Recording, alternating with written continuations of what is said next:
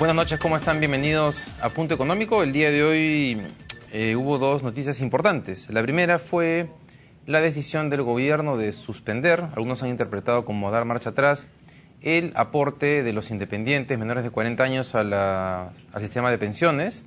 A pesar de ese anuncio, mañana se ha anunciado una nueva marcha de ciudadanos contra este aporte y es un tema que vamos a tratar en el primer bloque del programa. Vamos a conversar sobre porque esta marcha de mañana es porque se está pidiendo la derogación de lo que es el aporte de los independientes. Vamos a conversar en el primer bloque con Jorge González Izquierdo, profesor de la Universidad del Pacífico, sobre si se debe derogar o sobre si la norma requiere algunos ajustes para hacerla viable económica, social y políticamente. El segundo tema, que voy a mencionar solamente acá al inicio del programa, es que el World Economic Forum, como cada año, publicó su ranking de competitividad. El Perú aparece en el mismo puesto del año pasado, en el puesto 61. Como siempre, tenemos 4 pilares fuertes, digamos, digamos, en los cuales sobresalimos, que es el tema macroeconómico, en el cual hemos mejorado una posición del 21 al 20, el desarrollo del mercado financiero, que hemos mejorado 5 posiciones, y en el tamaño de mercado hemos retrocedido de 45 a 43. Pero los temas críticos siguen siendo instituciones, retrocedemos 4 puestos, infraestructura, lo que es un tema importante porque en el Perú se está avanzando en la construcción de obras y sin embargo retrocedemos 10 puestos, lo cual significa que el resto de países del mundo está avanzando más aceleradamente en el desarrollo de infraestructura en sus países. Salud y educación, que ya sabemos, 4 puntos, educación, eficiencia del mercado laboral, todos estos descendemos 3 o 4 ubicaciones, sofisticación empresarial, en la cual caemos, caemos 6 puestos, y en el tema de innovación, que también pasamos del puesto 117 al 122, pese a los esfuerzos que se están haciendo por tener un sistema de ciencia, innovación y tecnología articulado. Solamente quiero leer una frase que dice el World Economic Forum, que dice: los resultados sugieren un agotamiento de las fuentes de ganancia de competitividad de los años pasados. Para seguir avanzando, el Perú tendría que abordar algunos de sus desafíos más duraderos mediante el fortalecimiento de instituciones públicas, aumento de la eficiencia del gobierno, lucha contra la corrupción, mejora de la infraestructura, además de superar la mala calidad de la economía. Y finalmente dice: hay una baja capacidad de innovar causada por la limitada inversión en lo que es investigación y desarrollo y un débil sistema de investigación científica que dificultan la capacidad del Perú para diversificar su economía, que es un tema que hemos hablado aquí algunas semanas atrás con Gustavo Crespi del Banco Interamericano de Desarrollo y en su momento con Ricardo Hausmann, investigador de la Universidad de Harvard. Bueno, esos son, digamos, los mayores retos de largo plazo que tiene el Perú y que tiene este gobierno en el corto plazo. Bueno, y ahora para conversar sobre el tema del aporte de los independientes al fondo de pensiones, estamos con Jorge González Izquierdo. Jorge, buenas noches, gracias por estar acá. No, a ti, gracias por invitarme. Cuando te entrevisté antes del discurso del 28 de julio, estoy recordando en este momento, nos preguntábamos, debido a la caída de la popularidad del presidente y este contexto político un poco turbulento que se había presentado, si es que este gobierno iba a estar en capacidad de impulsar reformas. Hacer reformas estructurales, ¿no? Dijimos. Y para ti era difícil. Era difícil y el discurso presidencial de 28 de julio iba a ser como algo que nos iba a permitir medir si es que eso iba a pasar o no. El discurso presidencial no trajo sorpresas, pero después aparecieron ese tipo de, digamos, han aparecido ciertas iniciativas como las reformas para destrabar inversión privada. Ahora, este tema en particular de dar marcha atrás o suspender temporalmente el aporte de los independientes a las AFPs, ¿cómo lo lees? Mira, esto hay que mirarlo en un contexto. El gobierno, esto yo lo veo como el segundo paso. El primer paso fue hasta hace algunos meses cuando el gobierno dijo: el principal problema en el sistema privado de pensiones, dijo, es las altas comisiones que te cobran. No dijo la baja rentabilidad, sino las altas comisiones, y centró su atención ahí y diseñó toda una serie de medidas para bajar esas comisiones, que llevaron a esta subasta, ¿no?, en que Habitat fue la que ganó. La nueva AFP que entró al mercado. Esa reforma fue para los trabajadores dependientes, los que estábamos en planilla. Muy bien. Ahora se ha dado Pero se subastó para los que estaban ingresando al mercado, ingresando, ¿cierto? claro, pero a planilla, o sea, los de Claro. quinta categoría, como se llama. Ahora se ha dado un segundo paso. Dijo, bueno, ya hemos trabajado sobre los de planilla, los dependientes, quinta categoría. Ahora vamos a trabajar sobre los independientes, que son cuarta, quinta o simplemente cuarta, es decir, entregas, recibo por honorario. Claro, y cuarta quinta es aquí el trabajador dependiente que además... Que acá hace sus cachuelitos para que entiendan la Exacto. gente. Muy bien. Entonces, este es el segundo paso, hay que ponerlo en su contexto, ¿no? Para que la gente no crea que de dónde ha salido, es un segundo paso que se ha dado. Muy bien. Pero este segundo paso yo lo vengo diciendo, David, hace ya varias semanas atrás, que es una buena idea, pero bastante mal hecha. Y dije, y los costos que va a producir van a terminar superando los potenciales beneficios. Y dicho y hecho, la vida real, la realidad me ha dado la razón. ¿Cuáles eran los problemas que tenía a pesar de ser una buena idea? Tres problemas fundamentales. O sea, la buena idea es de que a gruesos sectores de trabajadores independientes que ya están chequeados, porque ya entregas recibo por honorario o estás en cuarta, quinta, ya está chequeadito, ¿no? Tienes que obligarlos a aportar para tener una jubilación decente. Esa era la idea, buena. Pero la forma como lo hicieron es el problema. Yo creo que la forma como lo hicieron tiene tres graves errores, así los conceptúo. Tres graves errores fundamentales. Y un error, digamos, de forma. Vayamos a los fundamentales. En primer lugar, esta norma o este conjunto de normas que se sacaron para los trabajadores independientes no daban ningún incentivo al trabajador independiente para que él vea con simpatía esta oportunidad. Oiga, ¿en qué sentido incentivo? Un incentivo que le compense, ¿no?, la detracción que iba a sufrir su ingreso mensual por el aporte que iba a hacer a la ONP o a la AFP. Y ahí es un trato discriminatorio. ¿Por qué? Porque a los que estamos en el régimen dependiente, a los de planilla, poca gente se acuerda. El año 92, cuando se lanza por primera vez el sistema privado de pensiones en el Perú, también nos dijeron, te vamos a descontar 10%. Entonces la gente reclamó, oiga, como un momentito, es mucho. Entonces el gobierno de ese entonces dijo, te voy a aumentar el sueldo en 10% para que de ahí saques aportes y a tu bolsillo te sigue llegando más o menos lo mismo. Claro, y se hizo. Era un momento en el cual el Estado representaba una mayor proporción del trabajo o de la pega, digamos. No, porque este es solamente para el sector privado. Ah, ok, pero entonces... O sea, sacó la norma para el sector privado. Pero entonces, eso de que te aumentamos el salario es... Para el sector privado, o sea... las empresas estaban obligadas. Las empresas estaban obligadas. Ah. En mi caso, por ejemplo, la universidad nos tuvo que aumentar 10%. Así lo hice, para los de planilla. Entonces, ese fue el incentivo, entonces no tuvimos mayor reparo. Con los independientes ha sido sangrepato, no ha habido nada. Simplemente, ¡juá!, te van a mochar, o te iban a mochar, o te mocharon tu ingreso mensual. Y en algunos casos, cuando pagas el impuesto a la renta, el 10%, te podrían haber sacado casi un cuarto de tu ingreso mensual. Claro, que es importante. Entonces, obviamente la gente hizo esto. Y segundo, me estás afectando el bolsillo. Ahora, en este caso, ¿cuál podría haber sido el incentivo? Ahorita vamos a discutir a la hora de decir qué es lo que el gobierno debiera ajustar. Segundo error, de mi punto de vista. Te cercenaron la legítima libertad de elegir que tiene todo ciudadano en la mayoría de los países. La democracia se basa en la libertad de elegir, ¿no?, del ciudadano. Nadie te puede obligar a ti, por ejemplo, a votar. Oiga, usted vota por este candidato, no, pues si yo quiero votar por otro, ¿por qué me vas a obligar? Bueno, en la economía de mercado también tiene un gran pilar que se llama la libertad de elegir. Y acá te estaban agarrando de las orejas, así, y te estaban llevando a la AFP Habitat y a la modalidad de cobro por saldo, es decir, por mixta. Sin darte ningún derecho a elegir. Y yo me pregunto, ¿por qué? A los dependientes sí nos dieron ese derecho a elegir. ¿Y por qué a los independientes les vas a cercenar el derecho? Cuidado. Tercero. Ahora eso está relacionado con el tema de enfocar el problema en el tema de las comisiones. Como ahorita entró alguna comisión menor, no, supuestamente estaban... estoy tratando de explicar por qué se planteó, ¿no? Pero los antiguos... Está dándole un beneficio a los independientes. Claro, pero los antiguos... a la FP con la menor comisión. Los antiguos dependientes sí tenemos el derecho de irnos hábitat o quedarnos en la que estamos. Sí, claro. O sea, tenemos derecho a elegir.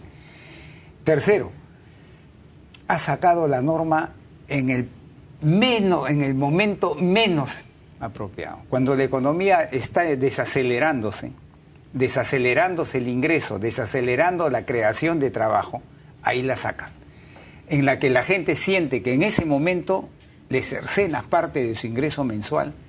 Y además, desde el punto de vista macroeconómico, tú sabes muy bien que en el muy corto plazo, cuando te obligan a ahorrar, consumes menos, y cuando consumes menos profundizas, pues.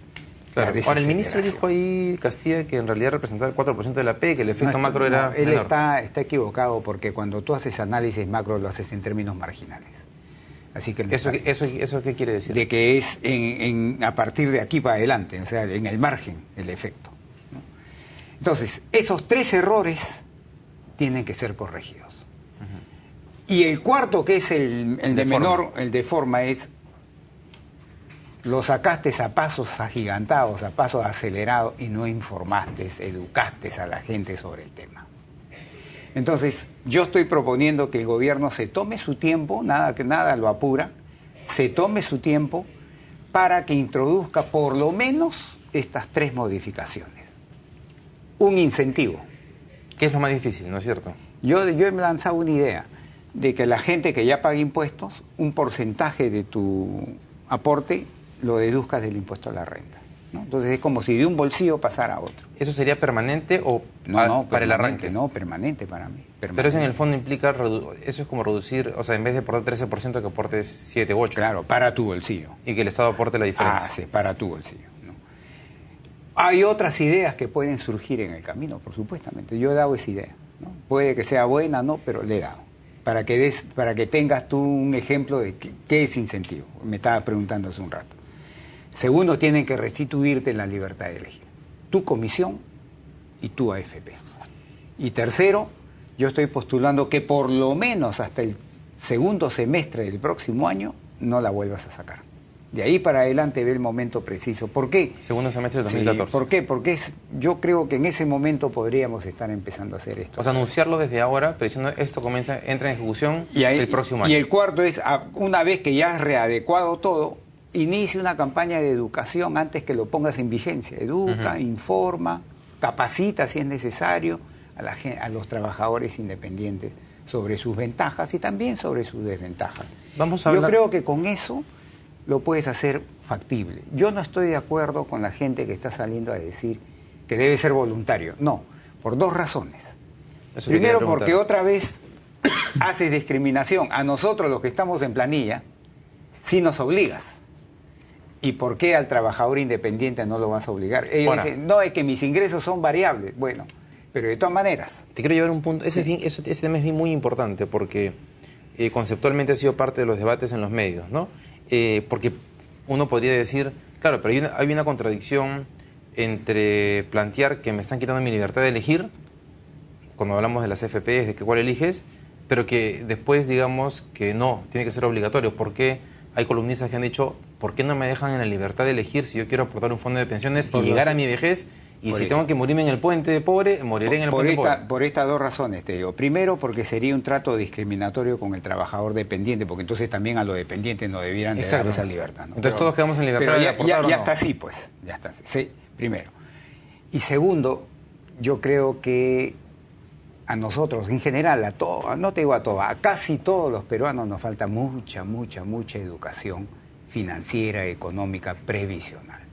Si tú le dejas a la libertad de elegir en este sentido si ahorra o no ahorra, no lo van a hacer. No lo van a hacer. Una pequeña proporción lo hará. Yo pregunto que me miren, un chico veintón, treintón, si desde esta edad, un chico de 28 años que empieza a trabajar, si de ahora va a decir, todos los meses voy a ahorrar 10% o 5% o 7%, un porcentaje, voy a ahorrar para mi pensión, no lo van a hacer, pues. Claro, porque siempre, además, tenemos una tendencia a priorizar el corto plazo, además. Falta de educación, sí. que no es que uno esté diciendo eso es malo, no, es normal, pero tiene que ser, digamos, bien concientizada la población. Ahora, y además, un tema que también nos resulta difícil entender es que estamos sentando las bases de un problema futuro al Estado, claro, que en 20, 30 años va a afectar no a ti, pero a tus hijos, a tus nietos, porque es un poco lo que pasa en algunos países de Europa con respecto a los sistemas pensionarios, que no hay cómo financiarlos, ¿no? De ahí la necesidad de que esto sea obligatorio, de que no sea libertad. Yo Entonces, creo que debe pero es ser un argumento que que a mí la verdad, José, no, a mí me sorprende que hay muchos líderes de opinión que dicen de que esto tiene, o sea, que la gente decida si aporta o no. O sea, y porque además si ese es el camino, como tú dices, dejamos a los dependientes que están en desventaja, o si no, que también tengan ¿por qué libertad pagas impuestos? Claro, ¿por qué pagas impuestos? No, en economía no es así. No, la libertad de elegir está en lo fundamental, pero en lo accesorio, en lo complementario, hay cosas que a veces el Estado tiene que tomar decisiones. La teoría de todos los bienes públicos es eso, ¿no? Tiene que haber bienes públicos, tiene que haber un parque, pues. Claro. Y el parque tienes que mantenerlo, pues, por eso te cobran las municipalidades un arbitrio. ¿Entiendes?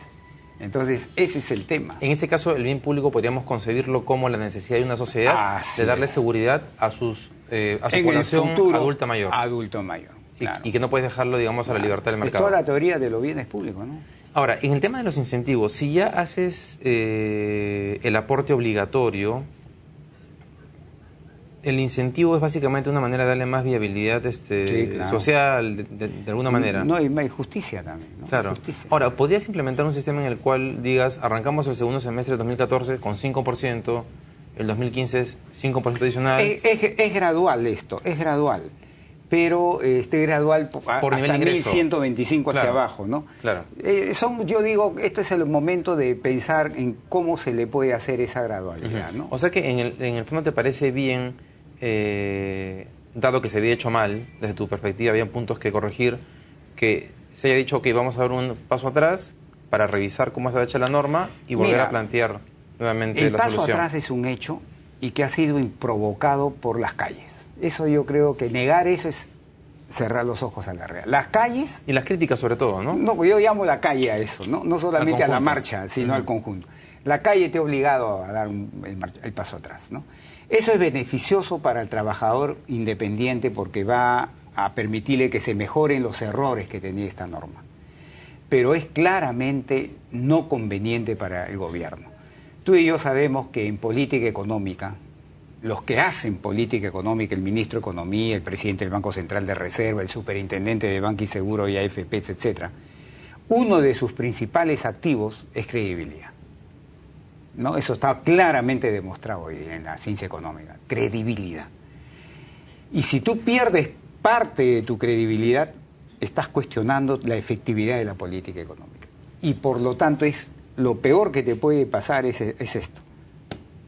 Marchas contra marcha, marcha contra marcha, marcha contra marcha, porque eso te va minando tu credibilidad y te va restando eficiencia y eficacia en las medidas de política económica que haces. Es interesante porque, claro, como en todo el tema de la reforma de las FPs se trató de pasar como fuese por el Congreso porque había resistencias. La pasaron en un día, dicen algunos congresistas. Entonces no hubo tiempo para discutir este tipo de temas, ¿no? Yo mirándolo ya así de lejos, veo de que ha habido apresuramiento con esta norma para los trabajadores independientes. Claro, se pensó que iba a pasar piola, digamos. Una pregunta final, denme un minuto, por favor, porque hoy día en la oficina escuchaba esta pregunta. ¿Qué va a pasar porque llevo un mes de aporte? O sea, hay gente que ya emitió su recibo.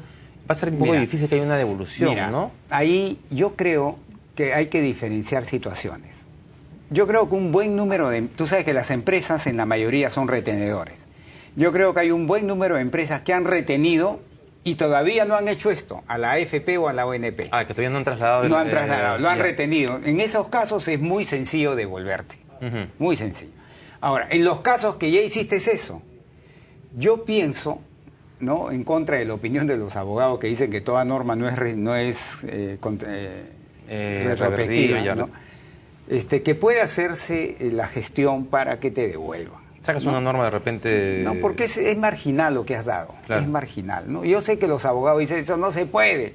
Bueno, y si por último caso, una vez que las empresas ya traspasaron y no se pudiese, que te sirva eso como abono para cuando la norma salga, para el primer mes que no te des cuenta y te empiecen a descontar. Ahora la gente va a pitear, de repente debería quedar a cuenta de tu impuesto de la renta el siguiente mes o algo por el estilo. Pero ¿no? que sea algo ya tangible, ¿no? Claro. Que te devuelvan directa o indirectamente ahora, porque no la gente va a reclamar. Sí.